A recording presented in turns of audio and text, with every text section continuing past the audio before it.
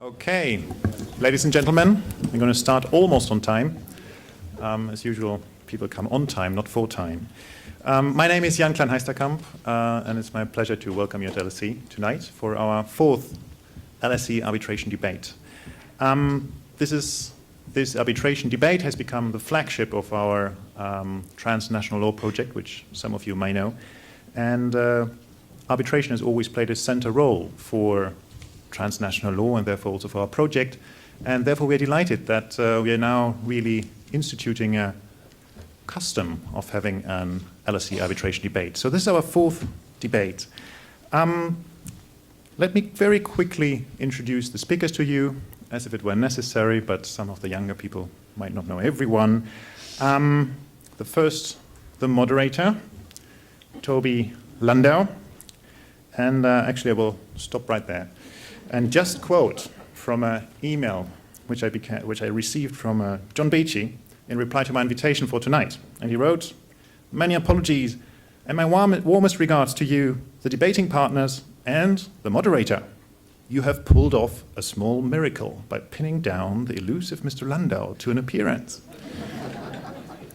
He is busy and there's a reason for that. We're delighted to have Toby back at LSE. And I shall almost not introduce Jan Paulsson to you. As you know, Jan Paulsson is a visiting professor at LSE. He has recently retired from Freshfields as the head of international law and international arbitration. And we are very much looking forward to the launch of his book, The Idea of Arbitration, which will hopefully appear quite soon at the end of this year. And then we are, of course, honored and delighted to welcome our special guest, Sundaresh Menon, the Chief Justice of Singapore. Mr.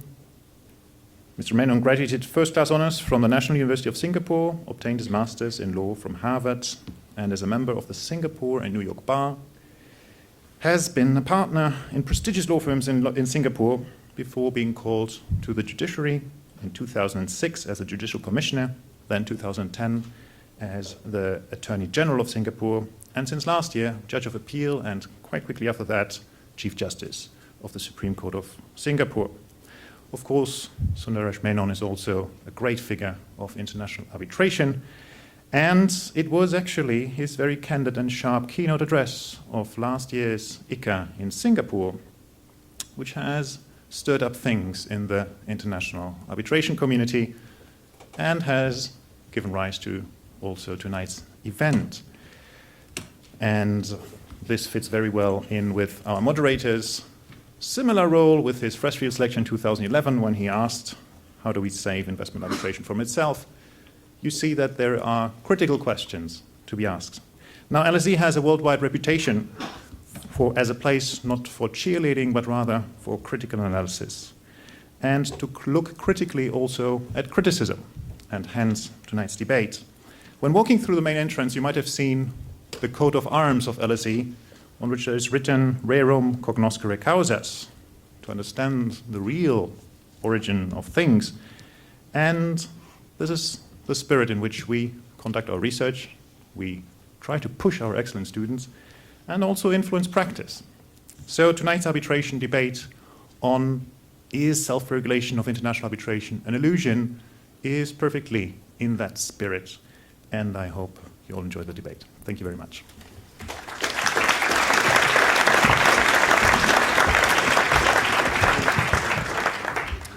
Thank you very much, Jan.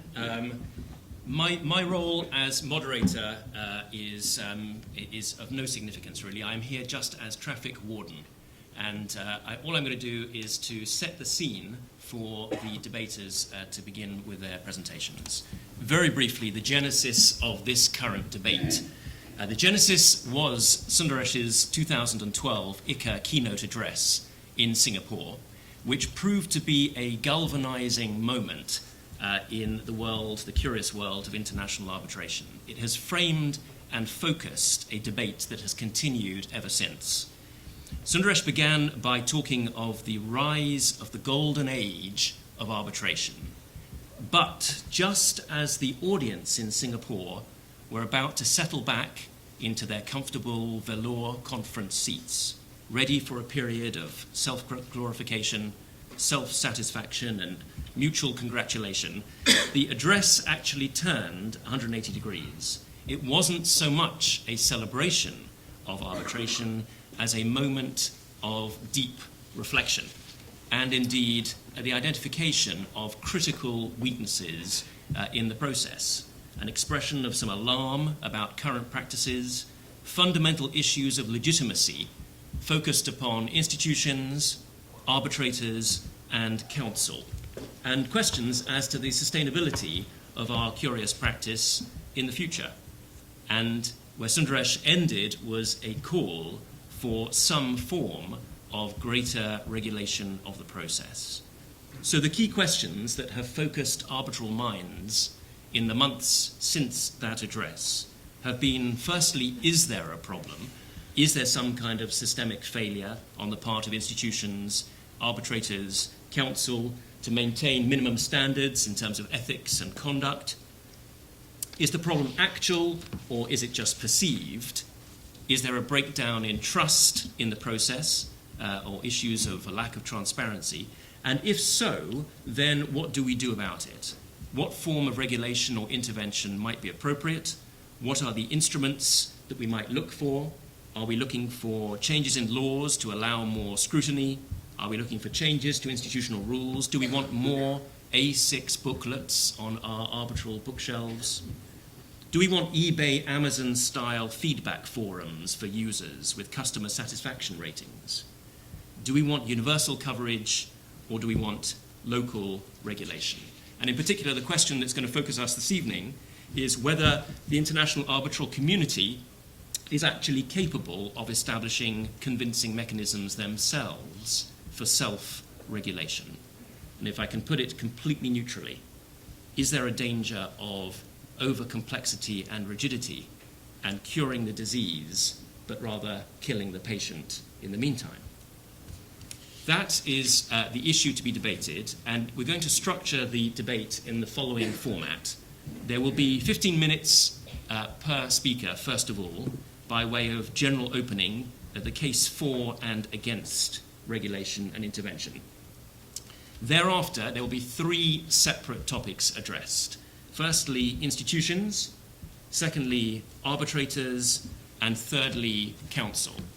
And we will have some limited time after each of those segments for short and concise and relevant and punchy interventions from the floor. The rules are not much more than that. We've agreed that there will be no physical contact between the speakers. And otherwise, with that, I'm going to ask Sundaresh to begin.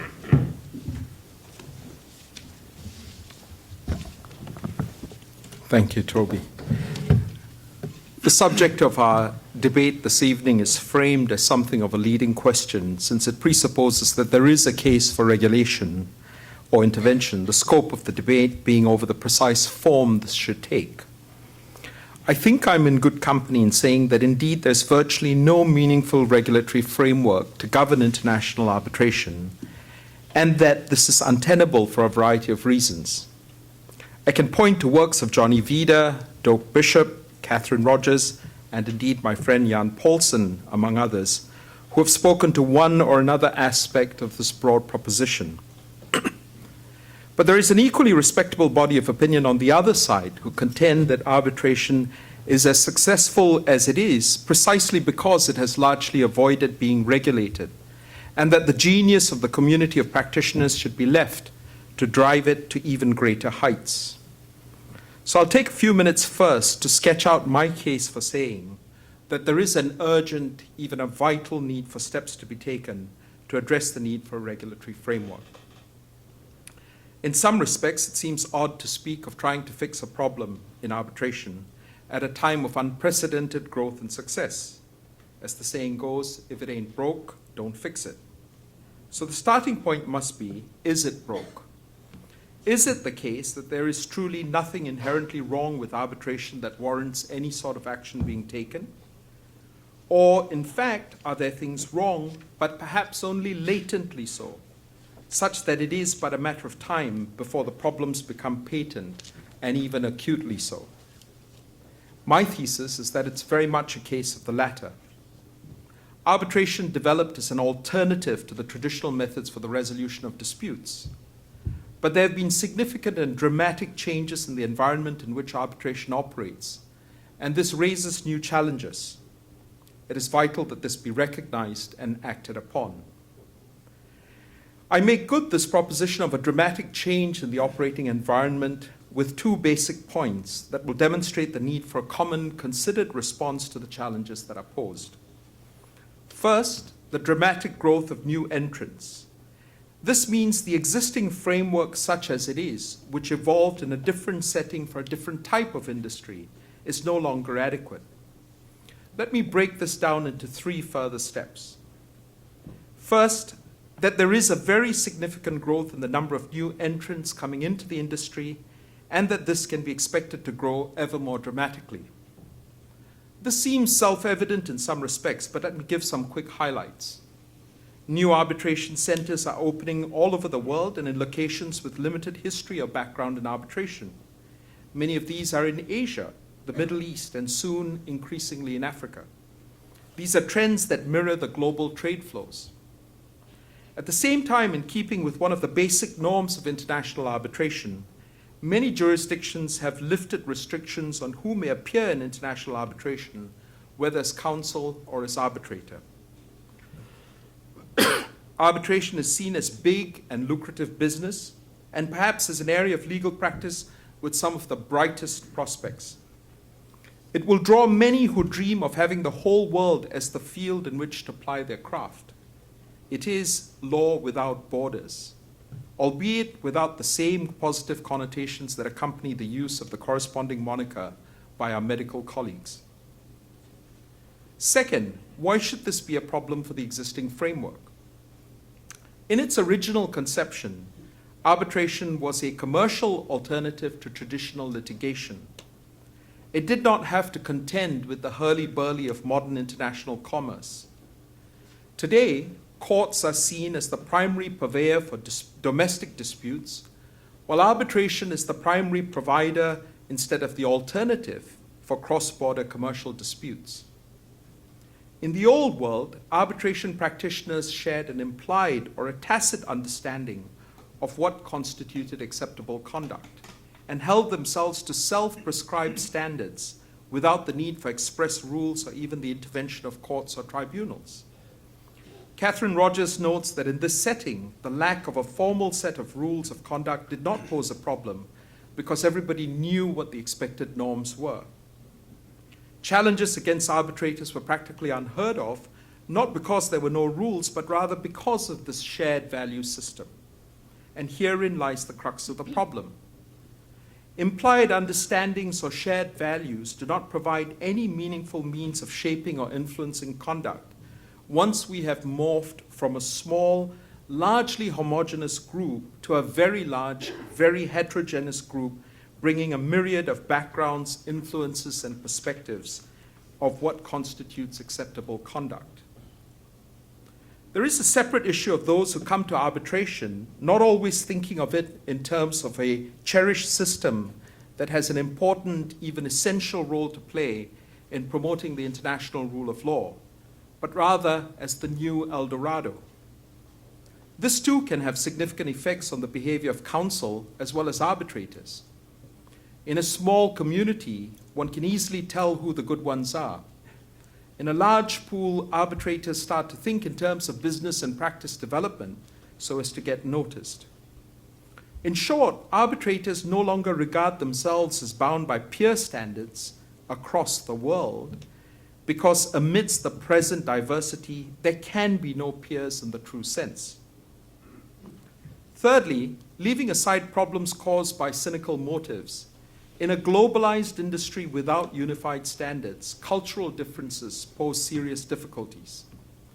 Let me illustrate this with just one example at this stage. Ex parte communications with arbitrators are not seen as objectionable in some places, such as China, where the arbitrator may also act as a mediator. I have personally been involved in a case in another Asian jurisdiction involving my European contractor client and the government authority responsible for the large energy project which my client had been engaged to construct. Midway through the arbitration, the tribunal called a timeout and proceeded to speak ex parte to the government entity's lawyers, and as I later discovered, advised them to settle the claim because they were likely to lose. The advice was taken and the matter was resolved, but I confess at the time I was feeling utter despair and already formulating a challenge strategy. How do we address the different perspectives that counsel and arbitrators will bring to these issues without a unified methodological framework that ensures that the battles are fought on a level field?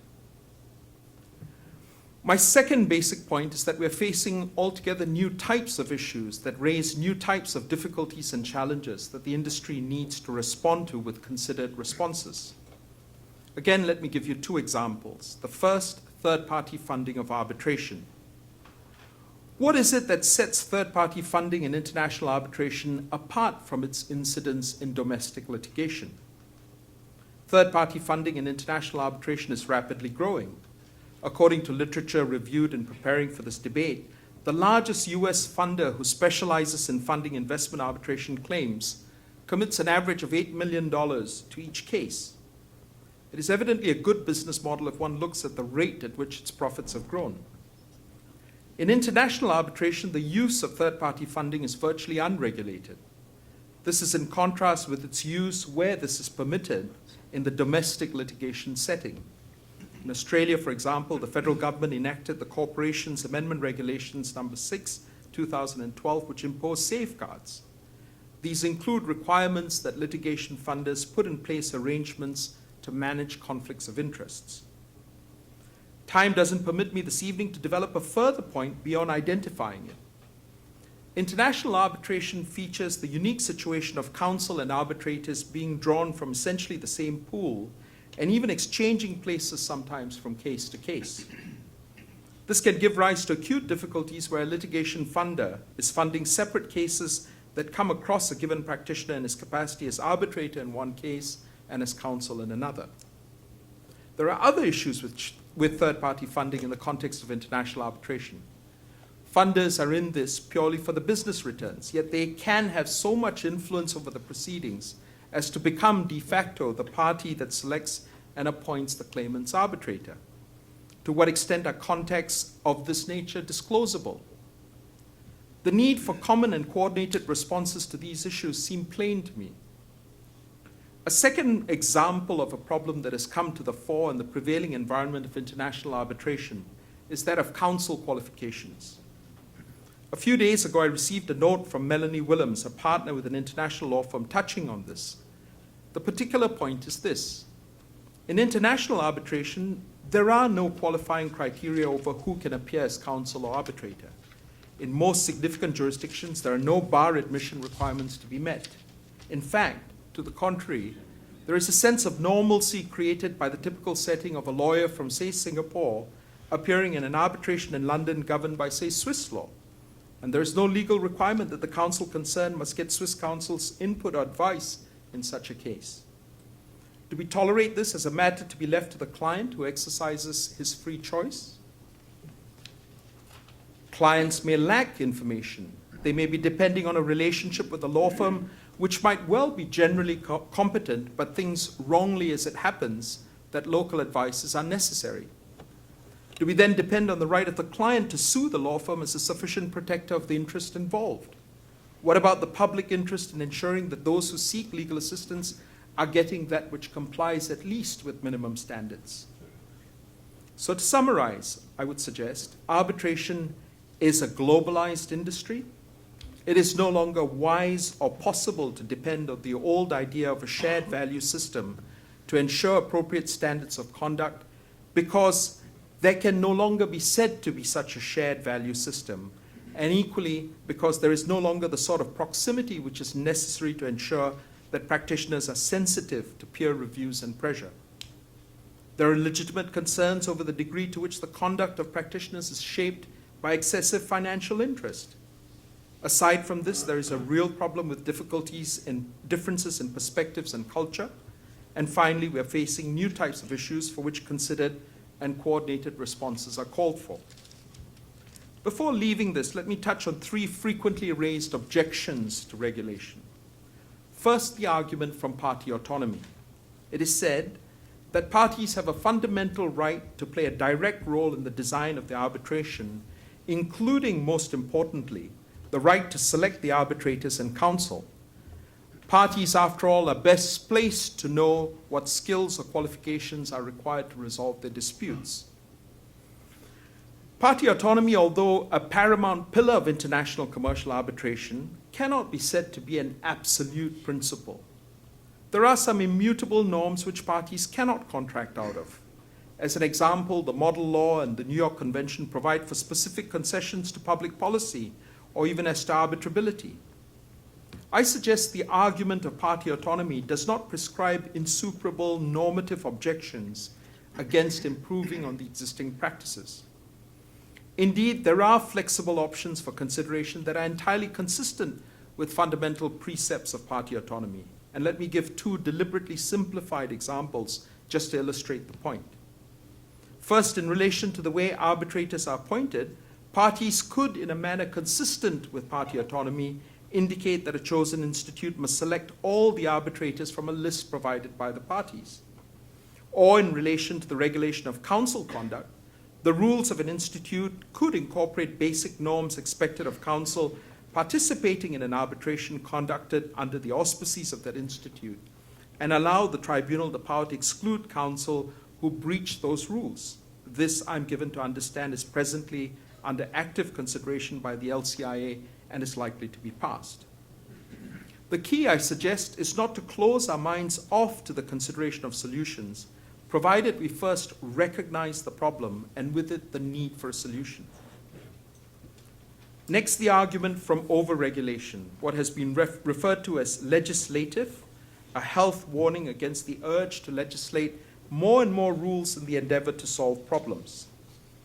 Advocates of this school call for a collective pause for thought before making more rules. And in what is now a famous warning, we are urged not to kill the patient in trying to cure the disease. I agree that we must think very carefully about what the problems are and what the proper solutions ought to be. But the famous warning appears to focus on the medicine prescribed to assess whether the diagnosis is correct. I suggest a difference must be drawn between whether there is a need for treatment on the one hand and determining what that treatment should be on the other. It might be unhelpful and conducive to error if we were to conflate the 2 questions. The question of how much regulation is required is an important question, but it is a secondary question. We must first identify the problem and reach a common understanding of its precise nature and potential ill consequences before we turn to the secondary question of what treatment is called for. Thirdly, the argument from diversity. This asserts that regulation is impossible because of the multitude of ethical obligations that different counsel may be bound by, given their diverse legal backgrounds and traditions. I suggest that it is precisely because of such a diversity that we need to think of how best to deal with these differences. This is brought to the fore in the example I've given on ex parte communications with arbitrators, which I've already mentioned, and other examples that I will come to shortly. I suggest there is a need to construct a framework to resolve ethical issues arising from diverse legal traditions. Such a framework would recognize legitimate differences in legal cultures while developing a uniform structure to guide parties to resolve them. It is unhelpful to say this is an impossible dream, because how else did the model law emerge, or the New York Convention, as a universal code for balancing the competing interests that affect the transnational enforcement of arbitration awards? Will it be easy? No. Will it take time? Yes. Is it essential? I suggest absolutely. Thank you.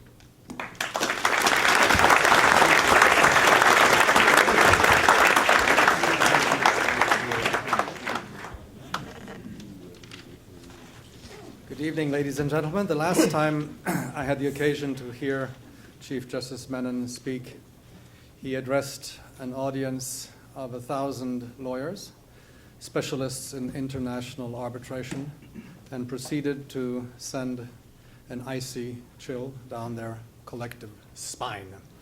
It was a lengthy address, almost a full hour, full of elegance, erudition, and edginess. It was an uncomfortable thing to listen to. But that was a different Menon. This evening, then he was in law enforcement. Attorney-General of Singapore, and this evening we hear somebody in the raiments of a metaphorical judicial robe, sounding conciliatory, accommodating, almost avuncular, missing some of those icy chills. Where were the uber-sophisticated ambulance chasers who infest the world of international arbitration? That was one of those uncomfortable remarks back then. I will, this evening, defend the status quo. That is my role this evening. Should I explain that? I don't think I will. It is my role to defend the status quo. I wish to take two things off the table straight away and then make 2 points, and that will be my opening salvo. The two things that I think we can take off the table seem to be things that we agree with, I believe, by now, people who have experience of international arbitration.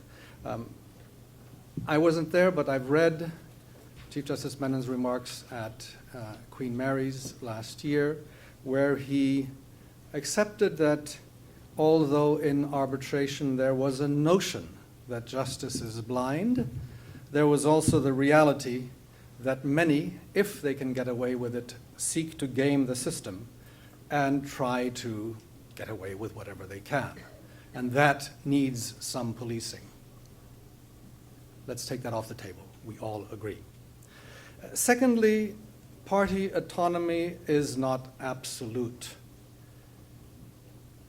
It cannot be an answer that parties have freedom to do whatever they like, because people don't have freedom to do whatever they like if it harms social interests. Professional boxing is legal in a lot of countries, but hasn't always been legal in all of them. And one thing which is legal nowhere, I think, is combat to the death, which some bloodthirsty punters would love to see and pay a lot of money for. And some people, undoubtedly, desperate people eager to take that risk and to earn some money for their destitute families, would be happy to sign up, but we don't allow it. Less dramatically, we don't allow that parties agree that arbitrators can be unethical or dismissive of due process, because we have a stake in the perception of the legitimacy of a social institution which is important internationally.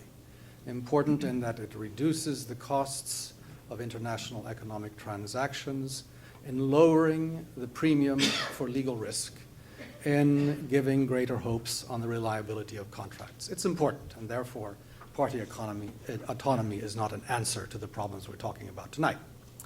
So, my two substantive remarks then to launch the debate. The first one is on the theme of the cure being worse than the perceived ailment of international arbitration. Consider the temptations of reactions to regulations as soon as they appear. National legal systems are more or less sophisticated and more or less inclined sometimes to yield to temptations and to fashions that appear. Let me give you an example. There is a current problem in one important venue for international arbitration, which is Dubai. There are presently pending no less than 9 cases in Dubai where arbitrators are being sued, and in some of these cases, the institution itself is being sued. And this is in an environment where the regulations are plain vanilla, nothing special, nothing of the things that are being advocated by my opponent this evening. And yet you find, it seems to be the flavor of the season, parties that are disappointed with anything that happens in the arbitration suing the arbitrators.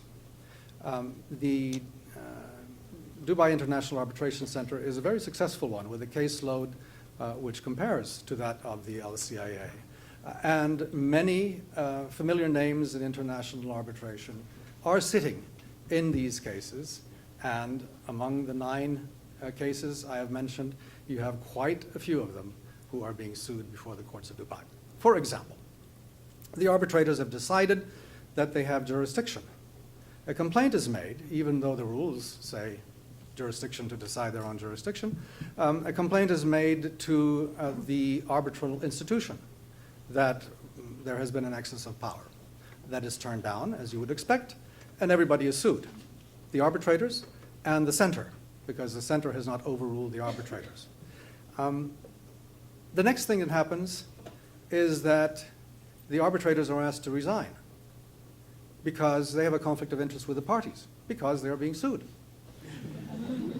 That is raised before the institution, whose executive committee, as you might imagine, rejects that challenge, whereupon the executive committee is sued as well. And then finally, the arbitrators are sued because they had the nerve not to appear in the first case. So out of one single decision which isn't liked, you have this kind of difficulty. In another case, the arbitrators question arose as to whether the arbitrators were out of time, statutory time limits for concluding the arbitration. The arbitrators turned to the institution, which extends deadlines if it's necessary. And the institution confirmed that the deadline had been extended in accordance with the rules. Parties didn't agree with that and sued the arbitrators for not having disregarded the finding of the institution and suing the institution for having made a wrong decision. Not among the 9 cases are those where arbitrators have resigned on receiving letters saying, we want you to know that we're very sincere in the complaints we have made, and we don't wish to trouble you personally by having you cited before the courts of Dubai, and thereupon some arbitrators have chosen to resign. This is not a condemnation of arbitration in Dubai because we don't yet know. I'm talking about the flavor of the season. We don't yet know what the Dubai courts will do with this raft of cases, and I hope that they will do the right thing in the interest of a burgeoning arbitral institution. But this shows you the kind of thing that happens with plain vanilla regulations, things that we don't expect to happen. The idea of regulating more universal codes have some weaknesses which have been identified broadly. One problem is that they might be bland. Toby Landau spoke at Singapore, for those of you who were there, with some punchiness about the hopelessness of open textured rules with which everyone agrees, but when applied to any given factual circumstance can go either way. And so could the courts of a place that wish to go either way, or one way in particular, would be able to manipulate open textured rules. The next hypothesis is that they are not rules on which everyone agrees, but good rules that are prospective, robust rules. Now, the question there is whether they might be too robust to be tolerated by legal systems which say, well, this is news to us. This is not our idea of the fundamental requirements of due process, and would therefore simply overrule those regulations as contrary to public policy. And therein, perhaps lies a danger of overreaching in self-regulation and turning it into something which is a peril for the process. Even if neither of these hypotheses applies, it is quite imaginable that whatever the rules say, no matter how carefully they balance between these two extremes, there will be a temptation for courts to say, well, now that we have these more prolix codes, we have more standards by which we can judge whether or not the arbitration is conducted in accordance with the agreement of the parties, failing which there has been an excess of power which we will control, leading to more controversy. And the more you say these rules must be strictly, robustly enforced by the institution, the more it might be said, ultimately, who polices the institution. Now, just to give a bit of more concrete flavor to this, what are the types of things that Sundaresh Menon considers might be done? He's proposed, I'll give you two ways of leveling the playing field. First, by redressing the information imbalance, and second, by better policing of the rules. Let's take this first. He said, for example, given the possibility and the dangers of asymmetries of information that distress parties in arbitration, where one or maybe both feel that they're disadvantaged and are treated like outsiders because they don't understand what is happening, to deal with these asymmetries of information, there should be more compulsory information about arbitrators. So their history of awards, their CVs, their numbers of appointments, how many they take up in a given year, the state of their calendar, fine. And the arbitrators' voting patterns, which should also be displayed, I am now quoting from the St. Mary lecture, so that parties can see how many times an arbitrator has voted in favor of the party who appointed him. My goodness, such raw data is worse than useless. It is mischievous. Think of three hypotheses. In one case, an arbitrator has a particular view which is well known. I'll take a ridiculous example. We have a Swiss arbitrator who, for some reason, has the idea that under Swiss law, there is no need to mitigate damages. Happens to be his opinion. It's an unusual one. And from time to time, parties have a case in which it would be really handy if there were no such duty. And so they appoint this arbitrator. That's his sincerely held view. That arbitrator might, time and again, dissent, because he holds to this view quite firmly, and very few other Swiss arbitrators do. Perhaps there might be some case where the factual pattern comes close to the line, and perhaps that arbitrator might convince somebody else so that there is a majority award that way, and the arbitrator continues to be named. Nothing would be surprising about that arbitrator, a perfectly fine fellow, having a great record of voting in favor of the party that named him, precisely because they know what his positions might be. Second hypothesis, arbitrators who are absolute hired guns. Okay, I don't need to dwell on that. My point is, there is no way of telling the difference by this statistic, by this raw statistics. Nor is there any way of telling the difference with the third category, which are errant hypocrites who are trying to game the strategy of the arbitrator, wishing to be appointed as many times as possible. No way. Now, who is going to collate and disseminate this information? The suggestion by Sundaresh is that this must be the institution. He has noted that surveys indicate, no one will be surprised, surveys indicate that parties are interested in knowing the skills, experience, and track record of arbitrators. And parties say, why isn't there a joint publication by all arbitral institutions in the world to be published, including the biographies of arbitrator and a public rating system?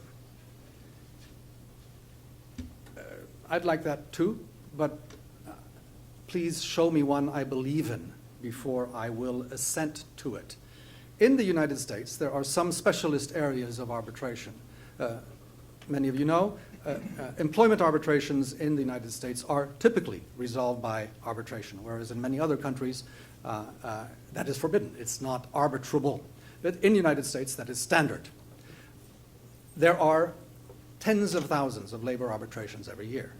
There are arbitrators who are specialists in this area, and because the cases usually last no more than about a day or two at the maximum, to earn a living, they need to have quite a number of appointments. And track records are kept.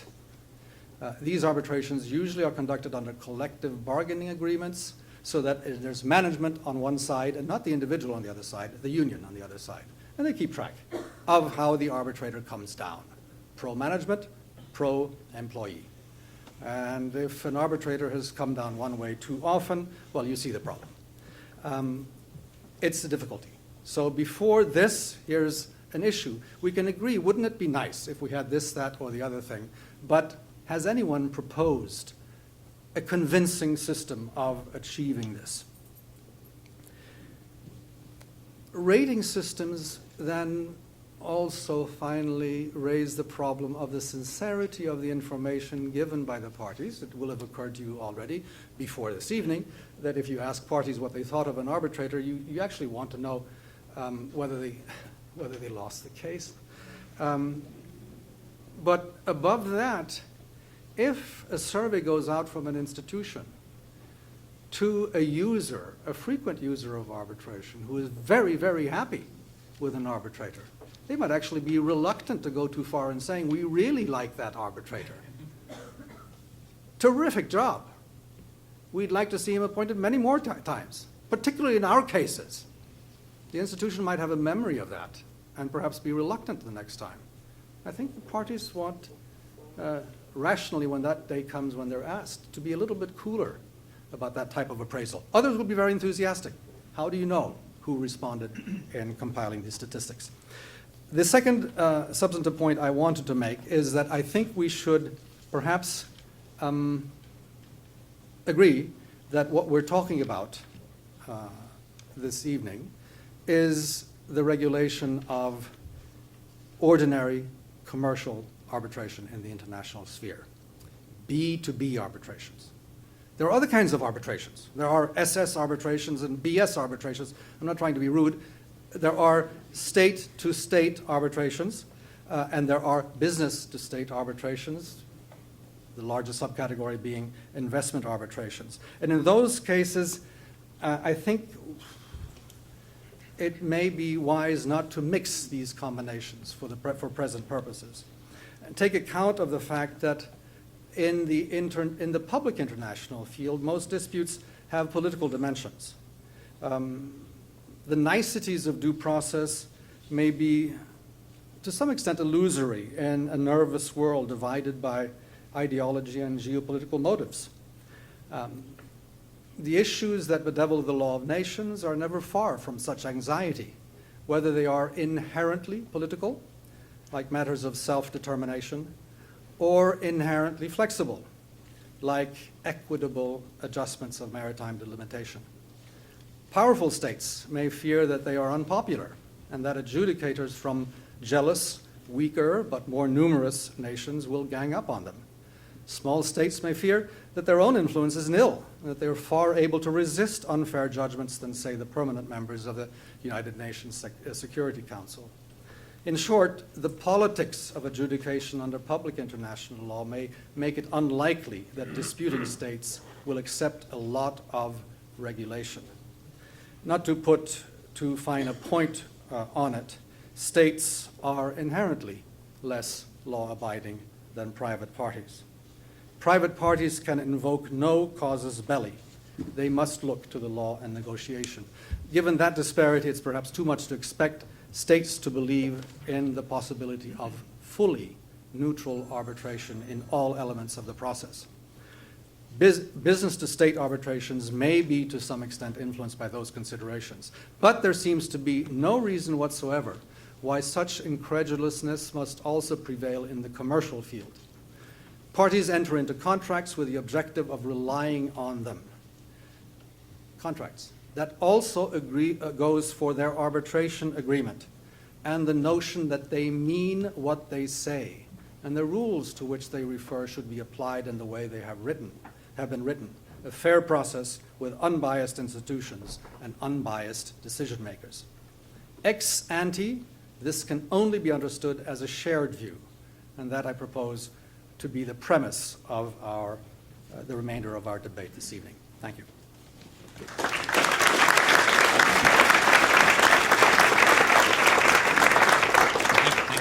Thank you very much. So you have the landscape set out, the difference between identifying the disease and shaping the cure, and the introduction of a new, revolutionary perhaps, concept of BS arbitration.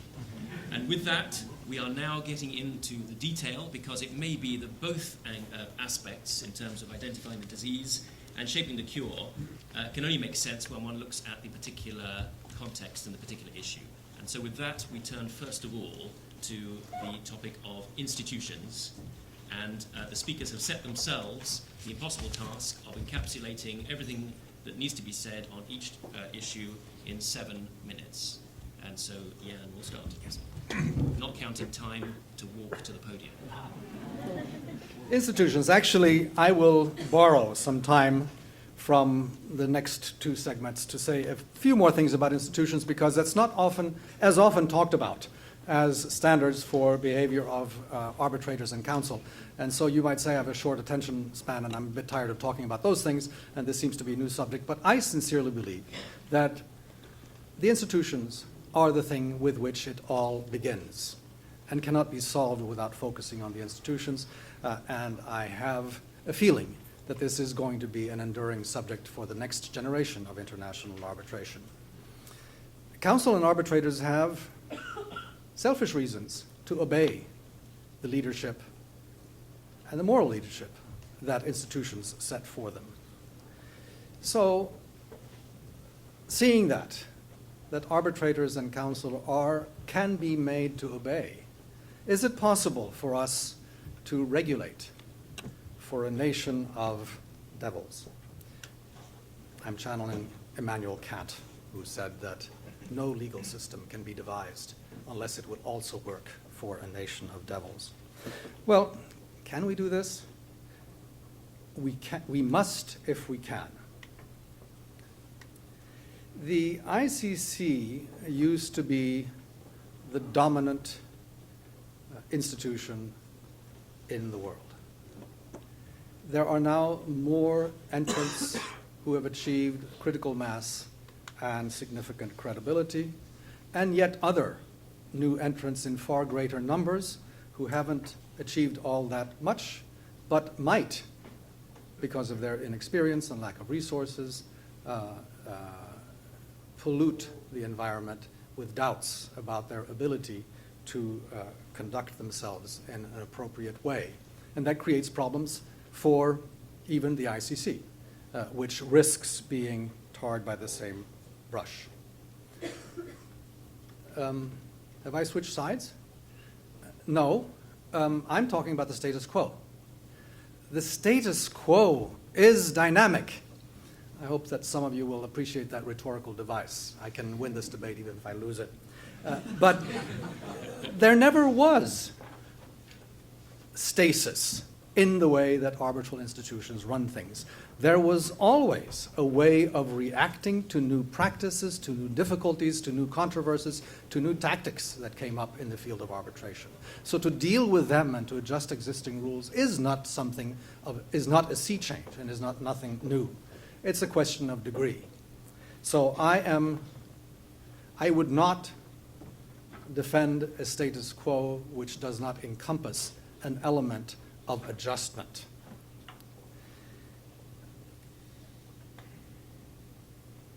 If we adopt sea changes without very prudent reflection, my concern is that international arbitration will fatally become an adjunct of national legal systems.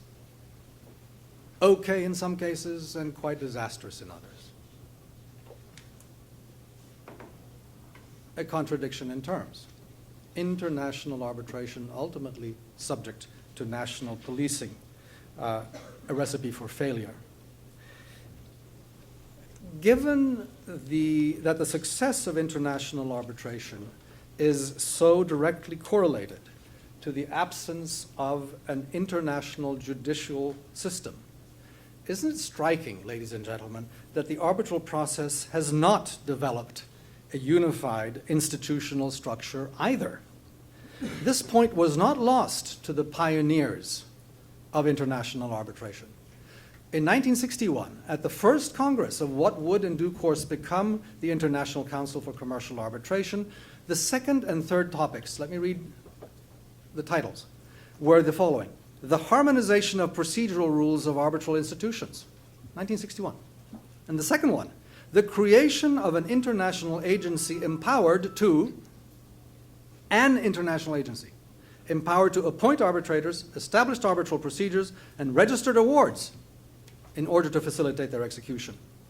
In the course of the ensuing decades, it is fair to say that institutions having international ambitions have cooperated extensively and learned much from each other's experience. Indeed, they've created something called the International Federation of Commercial Arbitration Institutions for just this purpose.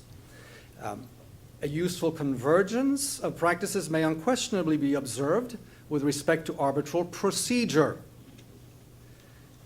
But the same cannot be said with respect to sensitive functions of transparency regarding the appointing, remunerating, and where necessary, removing arbitrators. One approach to the problem might have been the creation of a universal institution. The late Hans Smit, who was then director of the Parker School of Foreign and Comparative Law at Columbia University, specifically focused on concerns about the selection of arbitrators. And he made a proposal in the form of an article with a self-explanatory title, The Future of International Commercial Arbitration, a Single Transnational Institution. He called for a single global institution that would have uniformly improved processes and faculties available anywhere in the world. Existing institutions would be merged into branches, and if they declined to merge into branches, Smit urged the International Chamber of Commerce to take the initiative alone. Now, whether this proposal was ever feasible or desirable is a matter for conjecture. We can observe that it was a road not taken. The objections include cost, bureaucratization, and, I suppose, monopolistic complacency. At this stage, the existence of too many other successful institutions make it implausible to imagine that the ICC would even attempt to assert hegemony. The future clearly lies in the emergence of fundamental best practices by which a variety of institutions, while preserving their identities and specific incidental features which certain users find attractive, may establish a baseline of acceptable practices. That's the dynamic status quo. Institutional design for the very controversial matters, which are not arbitral procedure. Anybody could start an arbitral institution tomorrow and come up with excellent rules simply by copying existing rules, which have been tried and have evolved over generations. But the difficulty is the controversial decisions: appointing, remunerating, removing, policing arbitral performance, and perhaps the performance of counsel. But this is not particular to the arbitral process. Citizens wonder about their courts. What is the human reality, they wonder, behind the visual props of the judiciary? Majestic columns, high benches, august robes. Who chooses the judges? On what basis? How are they motivated? Are they the agents of an all-powerful executive? Are they chosen by popular vote and engage in political campaigns? Do they have tenure and adequate income? Or are they vulnerable to corruption and influence peddling? Given all these questions, one may well wonder in how many countries the citizenry has a comfortable and informed sense of judicial legitimacy before we start worrying about arbitral legitimacy. International tribunals, having no jurisdiction save that bestowed upon them by consent, are more vulnerable to rejection by the very parties whose dispute they were designated to judge, because they are in a position, the designating parties, as the saying goes, to vote with their feet. Now, it's difficult to establish, nurture, and maintain permanent organizations able to supervise the arbitral process in a manner perceived by an ever more critical world to be legitimate. What they purport to provide is not bricks and mortar and symbols, but patterns of practices that make it acceptable for them to serve as custodians of a process which leads to the binding and accepted resolution of disputes.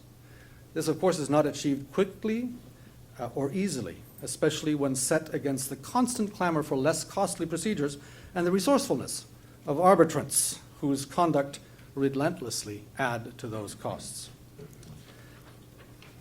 Let me mention, without going into them in any detail at all, 3 areas where the message is already fully received. No need for a wake-up call. And this will be dealt with by what I call the dynamic status quo. Transparency. Institutions understand this. Parties will not accept ignorance of who calls the tunes, and that needs to be dealt with. Transparency within the institutions also has to do with whom they appoint. And here, quite small steps may yield helpful results. And you have seen this emerging already from the more experienced institutions. Prospective arbitrators' dockets of pending cases, no longer controversial. And their reserved dates should not be secret. The ICC now routinely demands this information of nominees. Nor, in my view, should it be outlandish to ask arbitrators to record in all of their cases and reveal data from their past about the number of days that have passed in every case, from the last word spoken or written by the parties and the delivery of their award. The availability of such objective information would not only enable parties to make informed choices, but also to create healthy incentive for the arbitrators. 2, engagement with the community of users, obvious and requiring very little comment. One of the concerns of Chief Justice Menon's critical analysis of the process is the absence or the asymmetry of information. Now, to some extent, this is alleviated by the emergence of an international bar of advocates who are well acquainted with eminent arbitrators, but that is not an adequate answer for a system intended to work with routine cases as well, with an even playing field for newcomers. Now, here's an example. The Employment Due Process Protocol, published by the American Arbitration Association, which sets forth a series of criteria to be met before the AAA will agree to administer cases. You can agree to the AAA all you want, but unless you also agree to this protocol, the AAA will not administer the cases in certain disciplines of arbitration which are subject to different protocols. So this one, for employment due process, contains a recommendation, for the time being, I quote, that the parties should be provided with a name, listen to this, should be provided with the names, addresses, and telephone numbers of the representatives of the parties in a prospective arbitrator's 6 most recent cases to aid them in selection. While that requirement may be valuable, recommendation, requirement, call you what it may be valuable in the course of arbitrants' due diligence, institutions as well as arbitrators also need to provide more meaningful information without prompting. Finally, the 3rd point, barriers to entrenchment and conflict of interest. Parties are not comforted by the thought that arbitral institutions might have a very small group of people, year after year, decade after decade, controlling the appointment process of arbitrators. Why shouldn't they know how it works?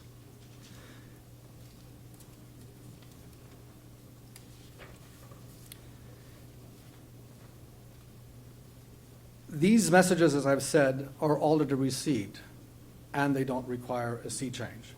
The leaders of international arbitration, the leadership in the institutions, are already doing this, should be encouraged to do it. That is a debate well worth having, but it is granular. It is not radical.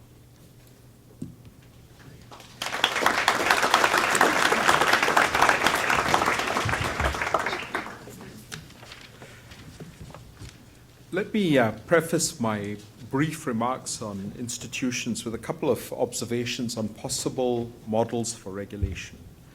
I think the first model for regulation that we need to at least consider before we dismiss it is external regulators. These would be courts, legislators, legislatures, and national bar associations.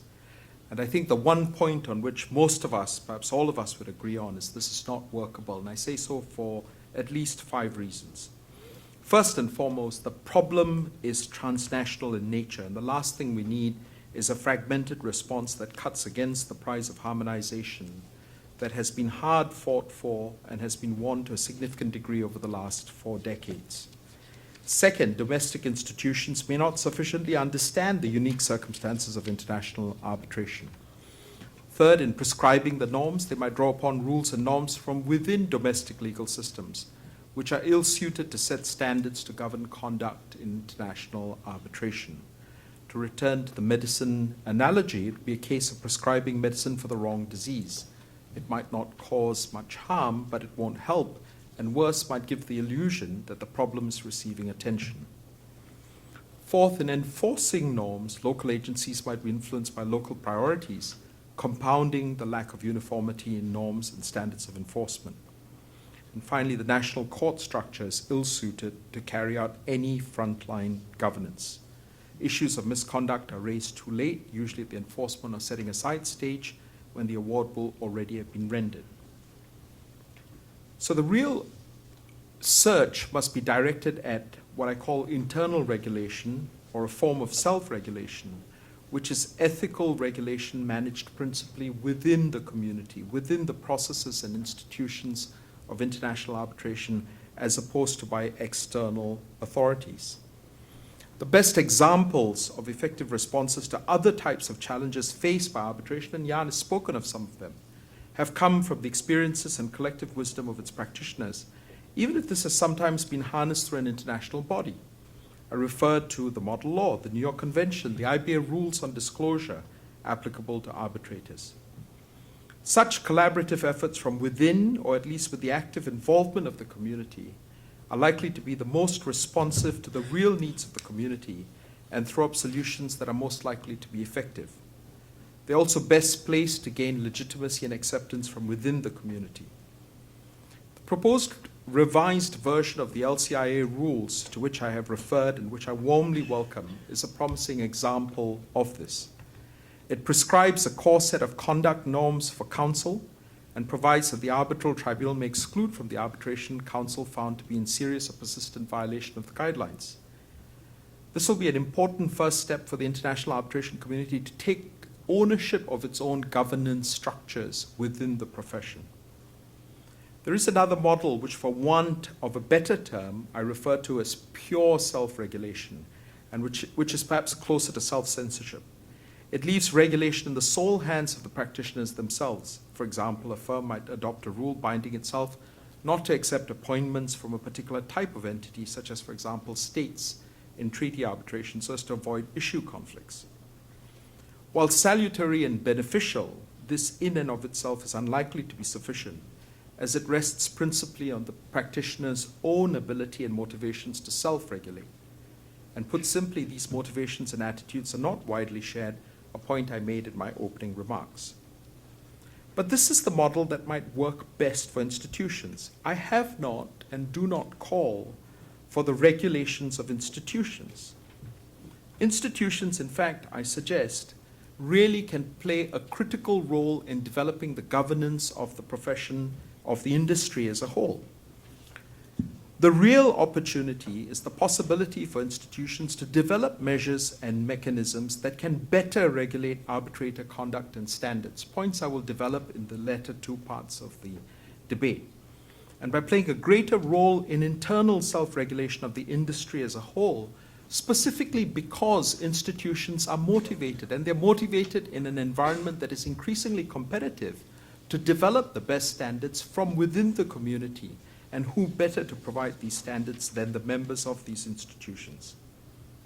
So I don't think there is a great deal between us on the question of institutions. I actually think the institutions have a critical role to play in relation to developing enhanced standards of conduct.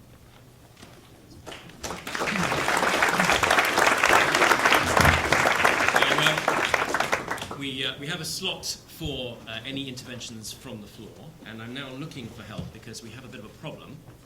The problem we're faced with is an emerging area of consensus between our two debaters, which is not what was planned. So at the moment, we have from different views, which are all pointing in terms of institutions, towards letting institutions themselves regulate themselves and allow for the emergence of standards rather than any affirmative regulatory activity by anybody else. Would anybody like to violently disagree? Todd. I wrote it down, so I'll try to go quickly for you. Chief Justice Menon has alluded to the desirability of binding international bar rules. And I was thinking some economists argue that local bar rules have more to do with erecting barriers to entry and oligopolizing practice for the benefit of the existing and privileged practitioners, rather than protecting the public interest by enhancing or ensuring quality. One could argue further that barriers to entry appear endogenously in any field of endeavor. For example, lawyers who only speak Latin, and as a result, that helps create a barrier to entry. In other words, not unlike air, the propensity to regulate is all around us, and indeed, it's actually found within each and every one of us. So it seems to me that both speakers agree on some kind of regulation. It's just that Chief Justice Menon focuses on the potential risk, whereas Professor Paulsson focuses on potential outcomes. And it sort of reminds me of the beef hormones case. We've got a precautionary principle person here, and we've got a cost-benefit science-based analysis person here. And I'm curious if either of you would like to go a bit further and take more of a free market kind of approach, this being a place where Hayek once was. All right, so the consensus is spreading up here even further. At the moment, the invitation is not being taken at the moment, but anybody else like to inject any controversy into the issue? And if not, then we will move on to what is probably more troubled areas. Firstly, the issue of arbitrators, and Sundaresh is going to begin. Arbitrators. A notable feature of arbitrator regulation is actually the growing number of challenges. These come in part from the growing number of arbitrators, in part from the growing number of arbitrations, the growing number of counsel who participate in arbitration. Moreover, the notion of finality leaves losing or dissatisfied parties turning to whatever measures they can find to undo what has been done. I propose to start by briefly looking at some types of challenges for the lessons that they might provide. In Technomond, an award was annulled because of the arbitrator's failure to disclose commercial affiliations between the arbitrator's law firm and the claimant's corporate group. In ConocoPhillips and Venezuela, a renowned arbitrator ended up leaving his global law practice following allegations of bias when the practice merged with another law firm, which was acting for the claimant in other disputes.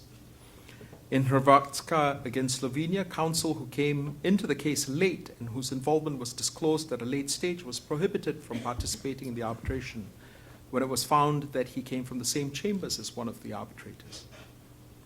In a couple of other cases from the London Commercial Court, ASM Shipping and B against A, the London Commercial Court found that arbitrators should have recused in one case himself from the arbitration as he had made serious allegations against a principal witness in his capacity as counsel in an earlier separate dispute, and in another case on the grounds that he had given legal advice in a prior dispute to an agent of the respondent in the ongoing arbitration on issues which would come up in some way in the arbitration. And finally, in Vivendi against Argentina, the tribunal found that the arbitrator should have done due diligence conflicts checks before accepting a directorship of a major international bank, which had significant shareholdings in the claimant to the arbitration. These cases raise a number of important points. Some of these challenges were undoubtedly well-founded, which begs the question of why the arbitrators concerned didn't see this. Is there a lesson here? Is there danger here about the excessive commercialization of arbitration? Secondly, these challenges arose out of circumstances that arguably fell outside known and accepted common standards or guidelines. While there are some standards in place, if we don't address the task of laying down standards from within the community, this is what is likely to happen. Standards will be laid down by adjudicative bodies, and a common law of sorts will develop over a period of time. But this is likely to be a long time coming, and even then it is likely to be divergent and fragmented. Is this suitable to meet the needs of the modern arbitration environment? Third, many of these issues raise questions of policy for which the community is best placed to weigh in on, rather than leaving it to a disparate group of courts to provide the answers. I wonder how the English courts might have responded if the same facts in Hrvatska had arisen there, or to an arbitrator who might have had ex parte communications with a party in an unsuccessful attempt to settle the dispute, quite likely different to how that might have been received in another jurisdiction. Fourth, the more the courts get involved in this, the more it is likely to dilute the pro-arbitration, non-intervention stance that the community has fought so hard for over the last several decades. Fifth, the lack of standards for counsel and arbitrators will produce increasingly difficult questions. To take an example, the practice of pre-appointment arbitrator interviews. What is its purpose? What does it mean when a party defends this as part of its due diligence to establish that it is comfortable with its intended appointee? The question really at the end of the day is, why are we content to leave these issues to be pronounced on by the courts? Jan Paulsson said the courts will take advantage of rules and guidelines in order to take control of the process. And my point simply is it's already happening. Without rules, it is already happening. And what is happening is we're seeing the emergence of a series of episodic rulings which will govern the development of these standards over a period of time, but not in a consistent way, and worse, not coming from within the community. I suggest external regulation is simply not the answer. Nor is pure self-regulation where the initiative is left in the hands of the arbitrator. As I've just noted, the cases that I've referred to concern instances where arbitrators evidently thought they were not conflicted, but tribunals disagreed. This is ultimately bad for arbitration. I think we're all familiar with some of the utterances from the committee in the Vivendi case. Do we fare better if we left the regulation of arbitrators' conduct in the hands of individual tribunals? I think perhaps not. Arbitrators are slow to condemn the conduct of their colleagues, save for egregious breaches, and this is so for a variety of reasons. There is also some statistical support for this view. Out of 25 disqualification proposals submitted to the co-arbitrators of affected tribunals in ICCA arbitrations, 21 were rejected, while the remaining 4 were referred to the chairman of the Administrative Council. I think internal regulation may afford a better prospect. And by this I refer again to the role of the arbitral institutes, who may be best placed to play a role. They have the existing competencies to draft ethical codes of conduct which can be appended to their institutional rules, incorporated by reference into the arbitration agreement the way that the LCIA model proposes to do. Or acceptance of such codes could be mandated as a condition for appointment to an institution's panel. Institutions have the capacity, or should have the capacity, to set up formal processes to handle complaints of conduct, with the attendant disciplinary committees to deal with serious complaints. An accreditation system could conceivably result in accreditation being suspended or revoked if an arbitrator is found to have committed serious or repeated breaches.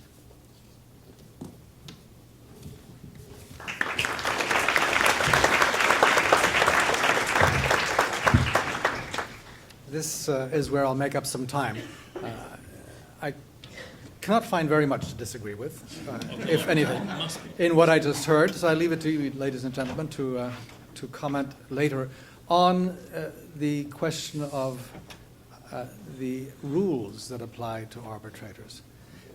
I want to take it a step further and suggest to you that the next step is one of incrementalism and not radical reform. The next step is to apply sanctions to breaches of those rules. That is where I believe we fall short today. We have the rules, we discuss them, they idealize the comportment of arbitrators, but what happens in real cases when the arbitrators fall short? Arbitrants, the users, naturally want to know whether administering institutions have any meaningful way to hold arbitrators accountable. Are they accredited in any way? Are they monitored for compliance with any standards at all? What are the sanctions? Disaccreditation? Forfeiture of fees? Suspension of eligibility for service within that institution? Who's ever heard of any of these things? But why not? And what's radical about it? If you accept to serve under the rules of institution, you actually sign a compact with that institution. And if you know that that institution has robust sanctioning rules, you don't have to sign up. And by signing up, you accept discipline. Why not? Why has this never been tried? And perhaps this is where the institutions need to go, lest the appetite for court intervention continues unabated.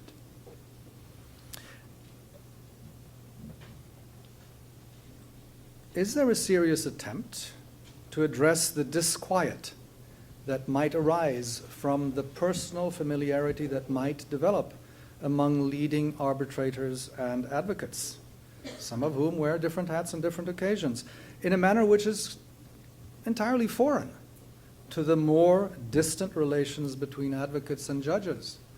And yet these are the people who decide international disputes presumptively without appeal. How do institutions review arbitrators' fees and costs to ensure that they do not take advantage of their positions vis-à-vis the parties? How finally do the institutions evaluate themselves? Entirely by internal reviews, by peer review, or by some form of audit? Wouldn't the existence of real teeth behind these rules, the prospects of being suspended for 5 years from appointment by a particular institution, suffice to ensure that that rule need not be applied, hanging there as a sword of Damocles? Now, Alexis Moore has pointed to a danger inherent in the kind of reform which I insist on calling incremental. He says this: to ensure the independence of arbitrators by abolishing, for example, unilateral nominations of arbitrators. But this would apply to other things as well. This could create a distance between the arbitral community and the users of arbitration. Arbitrators would look less at the parties and more at the institutions, which all have their own degree of internal politics and their bureaucracy. The risk would exist that arbitrators progressively move from their current culture of service providers, close to the needs and requirements of the users, to a culture of arbitral public servants, or even worse, arbitral politicians. It's a powerful point. Unless caution is exercised, the arbitral process may be suffocated by bureaucratic controls. Regulators, including institutional regulators, may be empowered to license, monitor, evaluate arbitrators in accordance with ever-expanding policy directives that trump party autonomy.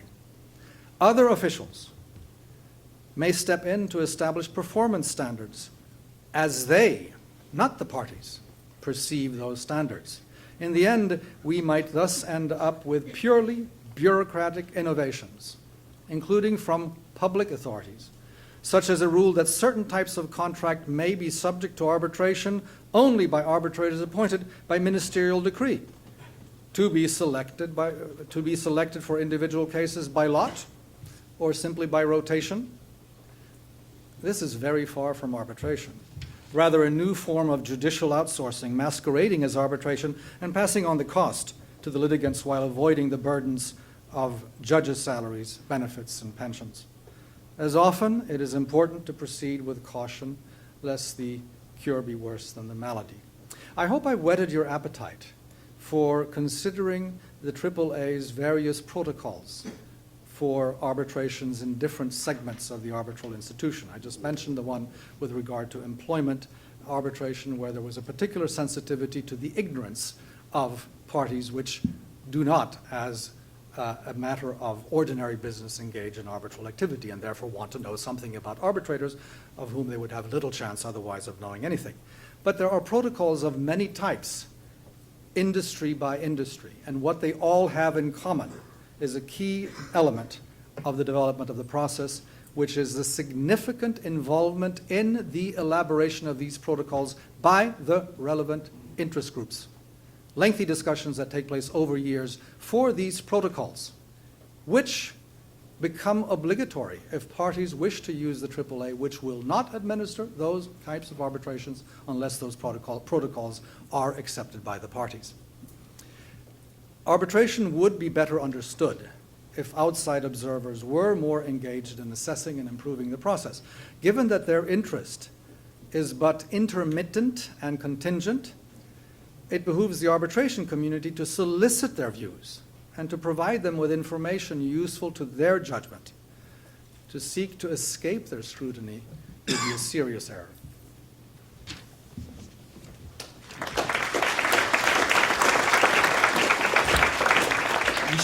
We should, I think, acknowledge that there is a massive step change in the debate at this point. Because where this debate began was actually a call for the setting of universal harmonized standards. And that was reflected in Sundaresh's opening statement, if I may say, in the call for coordinated responses in order to allow for harmonization.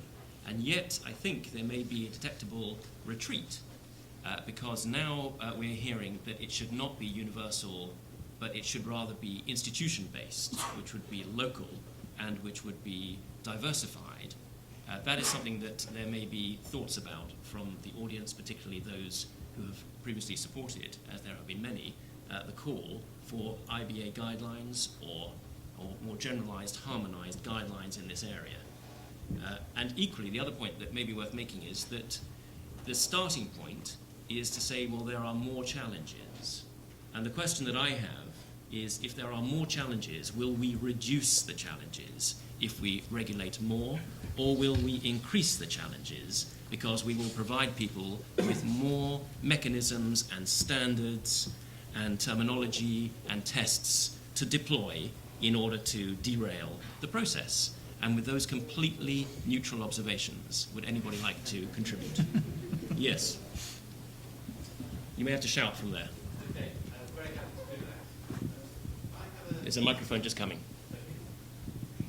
Thank you. Personally, I have a natural bias against too many rules.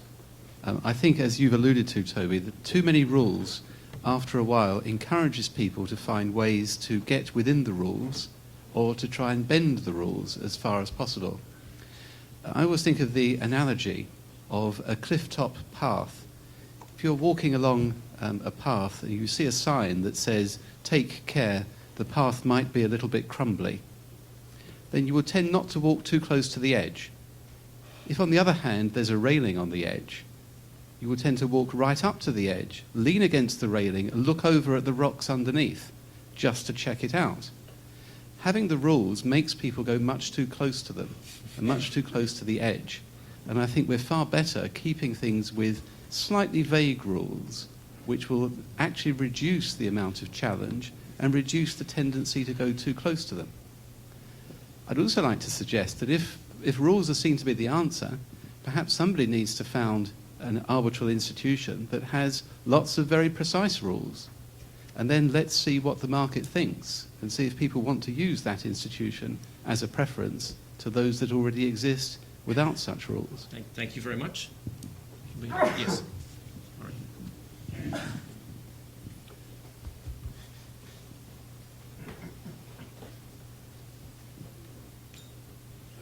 My question is primarily addressed to Sundaresh Menon in his call for some kind of oversight regulation, but also to Jan in respect to his views on arbitrators. My question is, in whose interest are you proposing these restrictions, regulations, concerns? If it's for the parties, then surely the answer is you can have some institutions that have very strict rules and others that have very relax rules, and let the parties decide. And for Jan, the same thing, deploring frequently possible abuses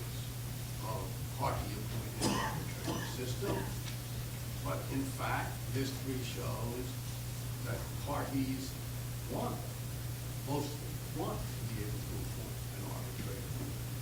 And history also shows that when you have external regulation, that's the national regulation, the parties by their choice flee those jurisdictions to seek their arbitrations elsewhere where they have much more freedom of the arbitrators to run the arbitration proceedings.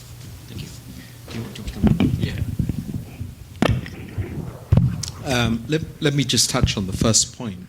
I actually think that the tremendous pressure that exists for harmonization of practices in international arbitration is why I think a more workable methodology to achieve some of the things that I think need to be achieved in the long run is actually to begin with the institutions. And I don't fundamentally have a problem with what you say, which is that let the institutions develop their rules, because I think if they're good ideas, they will be picked up.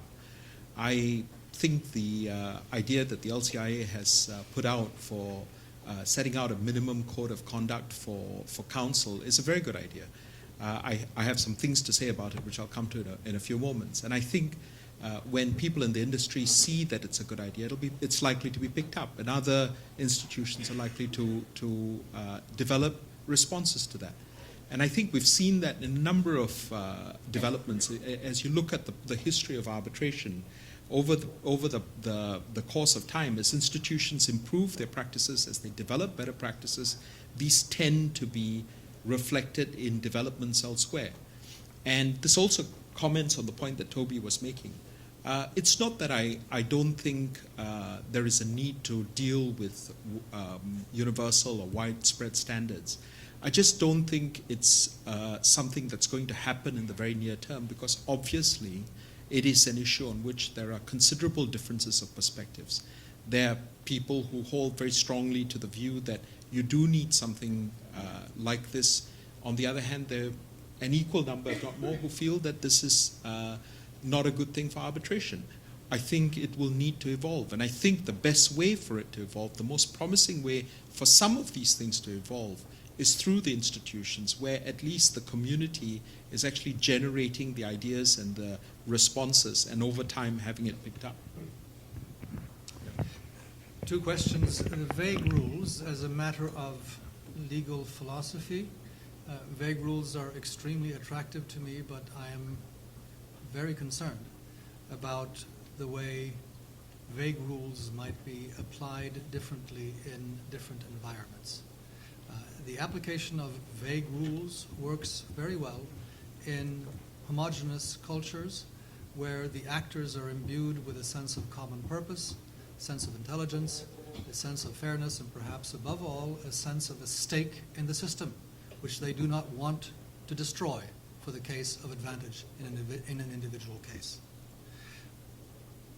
What the litigants in the courts of Dubai are doing today, which I hope is a passing phenomenon, be very concerning to the future of the institution of Dubai if this is not so, would give me great concern of having vague rules which, faced with any particular fact pattern, could be interpreted in one way or another.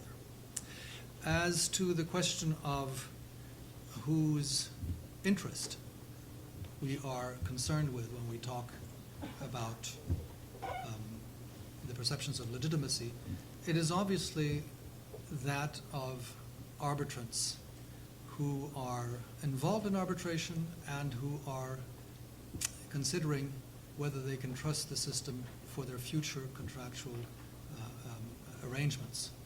Those parties are, we know, heavily influenced by what they're told by their lawyers, who, we're all human, might wish to explain away their failures in an arbitral procedure and perhaps blame it on the arbitrator. It's often said, I've wondered why this is so, that when parties lose a court case, they blame their lawyers, but when they lose an arbitration, they blame the arbitrator. I have some theories, but that will be for another occasion. It seems to me that that must be, it's an important part, because the arbitrants tend to be heavily influenced by their lawyers. We're talking about the arbitrants' perceptions as heavily colored by the advocates. Therefore, it must be the advocates who feel that they're not getting a raw deal. Advocates are extremely inquisitive and extremely suspicious as the case goes along. They want to know what is happening. And if the institutions operate in an opaque fashion and arbitrators behave in a way which is difficult to understand and cannot be measured against objective standards, they feel a sense of disquiet, which will quickly be transmitted to their clients. The one on the issue of my hobby horse, disliking the insistence on unilaterally appointed arbitrators, I'm not the slightest convinced by opinion polls asking people if they want to appoint their own arbitrators when they have an arbitration. Well, let me talk to that person after he's spoken to me, see what that person thinks at that time. Of course, I would say yes to that question, as one asked very quickly without considering the pros and cons. But there is one argument, and I think I know them all by now. There's one argument that defeats me every single time I have nothing to say. And that is when Stephen Bond looks at me and says, well, all of your thoughts are interesting, but I don't trust the institution, not because I have any moral qualms about them, not because I think they're going to appoint crooks, but I don't trust them to appoint the proper person for my case. I know, he continues, it's nice to sit here and be able to put words in his mouth, I know that appointing one arbitrator doesn't give me absolute assurance of what will happen, but at least I know that there is one person who will do a proper job and will perhaps influence the others, so I will not have the risk of a runaway tribunal. There I have absolutely no answer, and that's the stake of institutional reform, and that's why I was so interested in the first of our topics this evening. Let's move to the third topic, which is counsel, and Jan is to begin.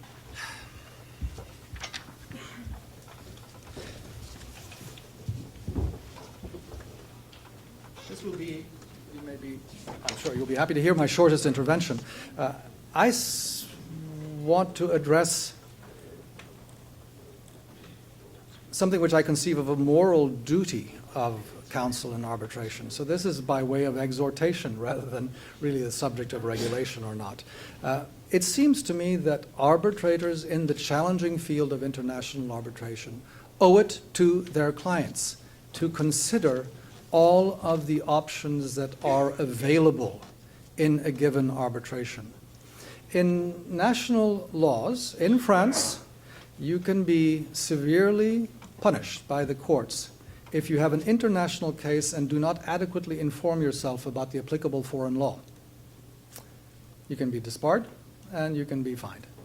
Now, if an advocate gets involved in an international arbitration, isn't there some sort of a similar duty to inform oneself about the available mechanisms and adjustments of the mechanisms which are available in international arbitration? One last plug for the activities of the AAA.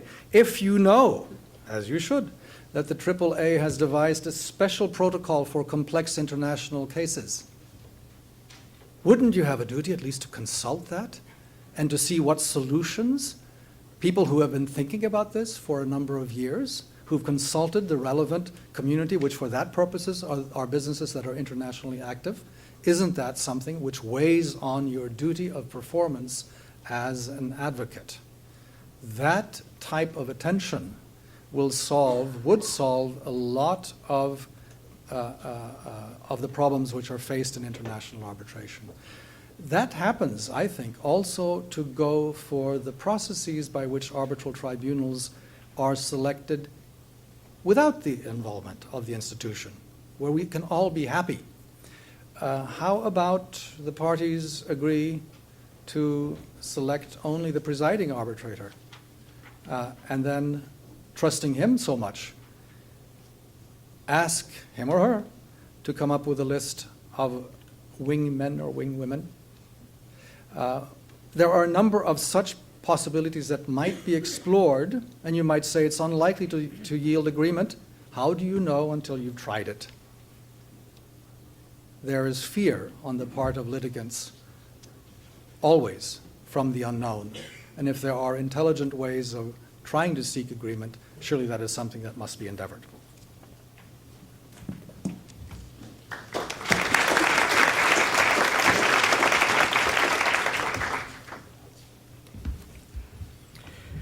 I think the question of developing codes or guidelines in relation to arbitrator conduct is potentially an area where there is the greatest need, not only for the reasons I've already outlined, but also because there's a complete dearth of applicable standards and guidelines.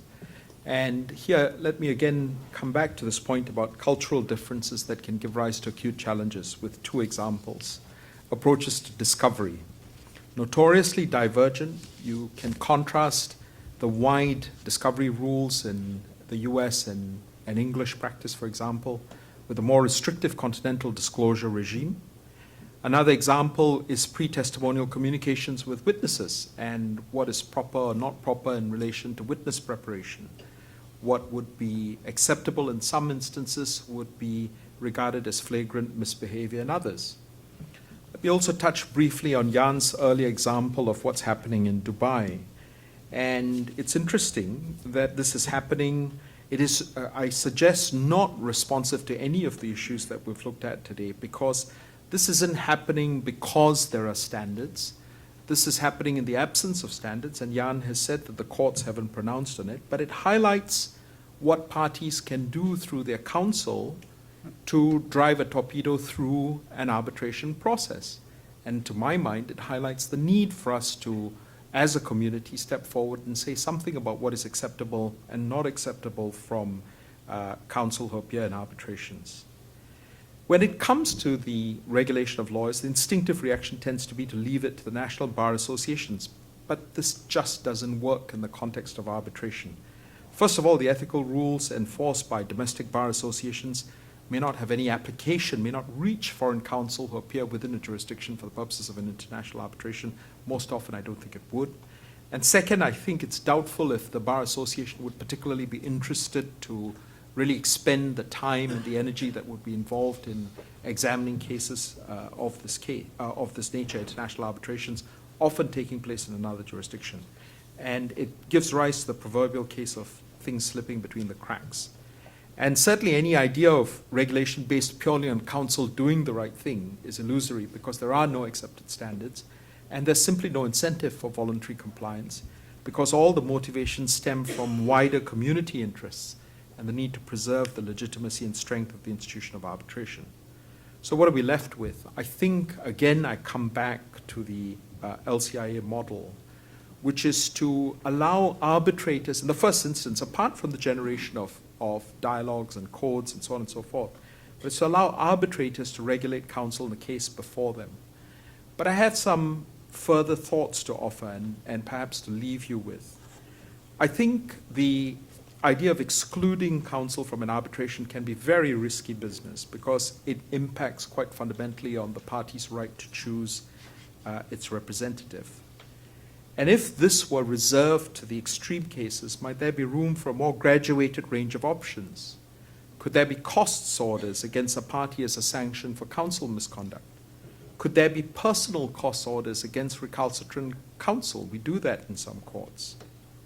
Should the tribunal have the right to communicate with the client directly to raise concerns over counsel conduct or incompetence?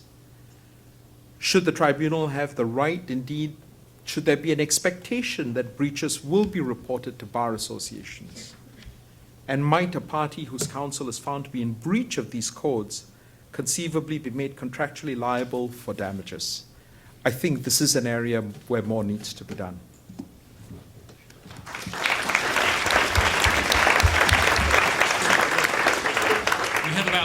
We have about 10 minutes or so to explore any other, or indeed any controversy in the room on this point. Would anybody like to now contribute? Yes. Yes. There's a microphone just on this way. Well, thank you for coming tonight and for your very interesting speeches. I have just one question. I know that the the subject of the conference tonight is self-regulation of our international arbitration and illusion. And you propose to talk about 3 points: institutions, arbitrators, and counsels. And I'm studying at the moment arbitration, and I was told that there were institutional arbitration on the one side and ad hoc arbitration on the other side. My question, therefore, why did you choose not to talk about ad hoc arbitrations? And do you think that ad hoc arbitrations can be regulated? Thank you. I think one of the things I said at the ICCA last year was the trend increasingly, at least in the context of commercial arbitration, I think the trend increasingly is drifting towards institutional arbitration. And I think increasingly users see a lot of benefits in institutional arbitration from having cases managed and having the benefit of rules and systems in place that give them a measure of predictability over how the arbitration is going to proceed. The point you raise is a fair one, and all of the solutions that are immediately appearing on the horizon actually relate to institutional arbitration. When it comes to ad hoc arbitration, there isn't a ready solution unless you're talking about much wider consensus that emerges over how to deal with some of these things. And whilst I think those are things that we should strive for, I can't say that I'm optimistic they will happen in the very near future. To put it another way, ad hoc arbitration is indeed regulated, but it is more directly regulated by the courts than institutional arbitration. So we come back to where we started, which is, do we maintain the status quo, or is something to be done? And if something is to be done, what is to be done? Would anyone like to propose the answer before we close the proceedings? Or would you all like a collective moment of reflection? Yes. Yes, please. Thank you, Toby. I was interested in the comment by Chief Justice Menon involving the exclusion of counsel. It is a dramatic and dangerous step, and there's only been a handful of cases worldwide. I wonder whether if we're willing to accept, as many jurisdictions do, that domestically we can exclude counsel in certain extreme cases, why should arbitration be any different? I think for that to emerge as a viable idea, you'd have to head towards a situation where, as a norm, you'd have to head towards a situation where there was some sort of arbitration bar or some sort of qualifying standard that says you've got to be a member of this bar. Because what typically happens in the domestic setting is you strike someone off or you disbar them, you remove their license to practice.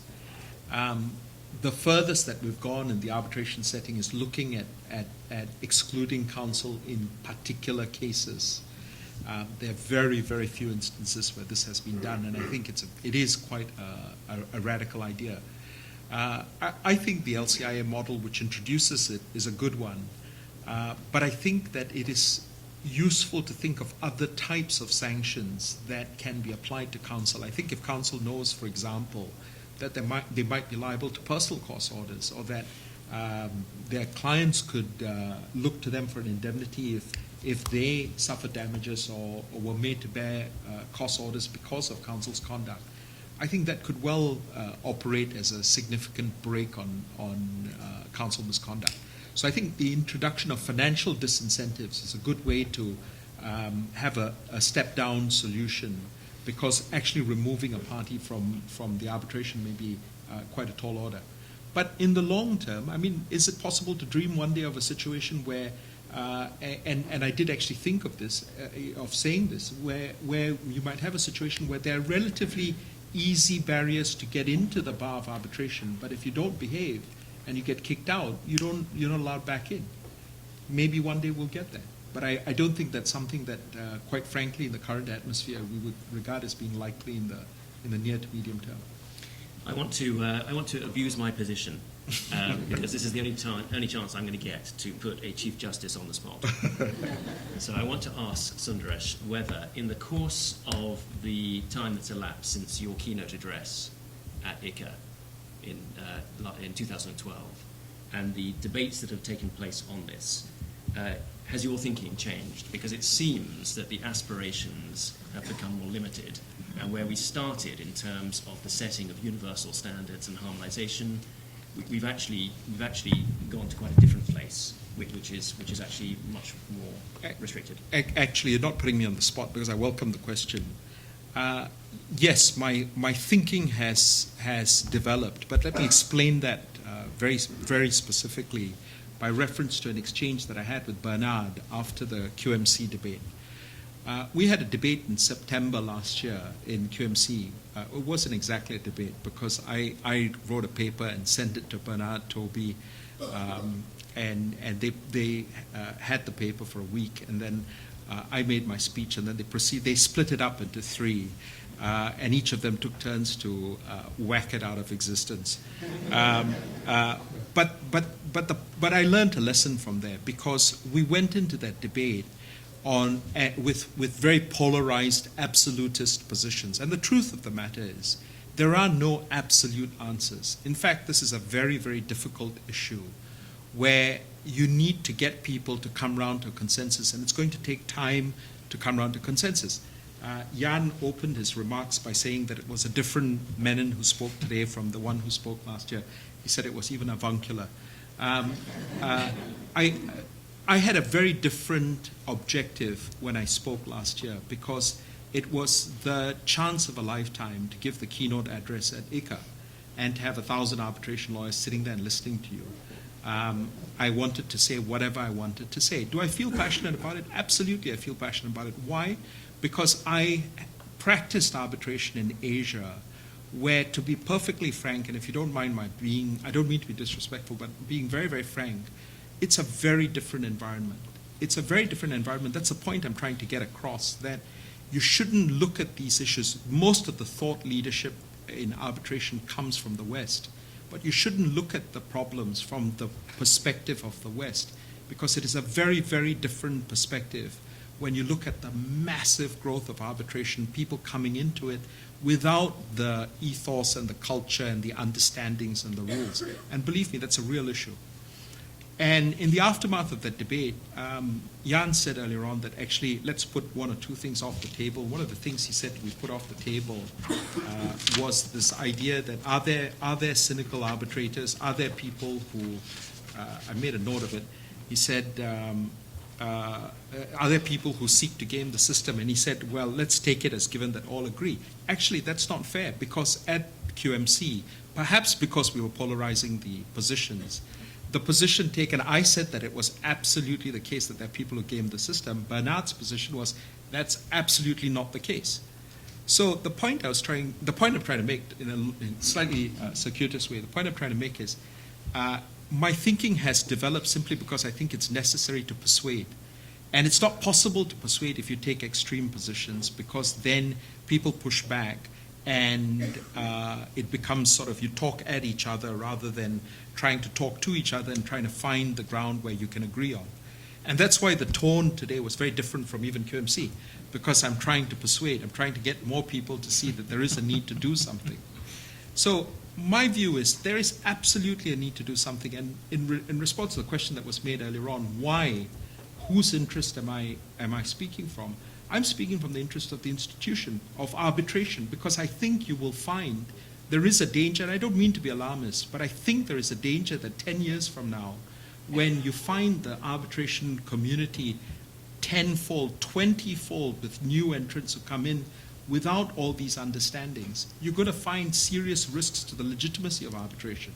And at the moment, the entire international commerce framework depends on arbitration for it to work.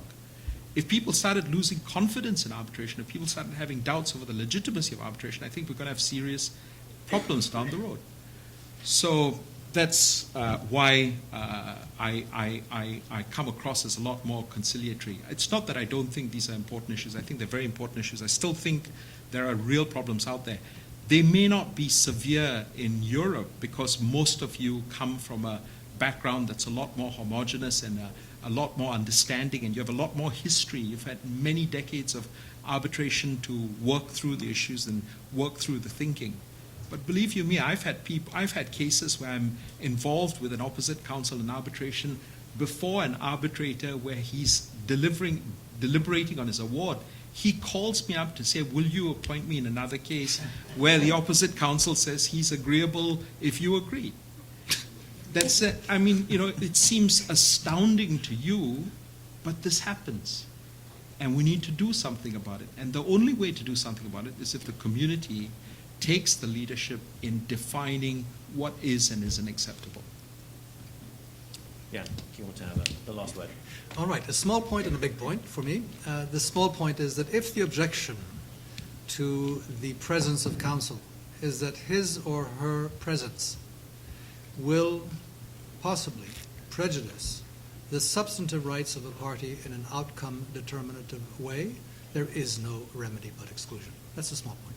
The big point is having accused Sundaresh Menon of having appeared this evening speaking soft reason to us, perhaps there is an explanation other than the proposition that we see a different man appearing before us. The answer might be actually that after the cold shower of Singapore, what he said has been repeated so often and talked about so much and thought about so much that it has become instant conventional wisdom. Well, with that disappointing moment of consensus, I think this has been a useful exercise in showing the convergence that has actually happened since the famous keynote address. I want to finish by making clear that what happened at QMW by Julian and by Bernard and myself was by way of carefully planned ambush, and otherwise to thank everybody for your participation and to thank our speakers. Thank you.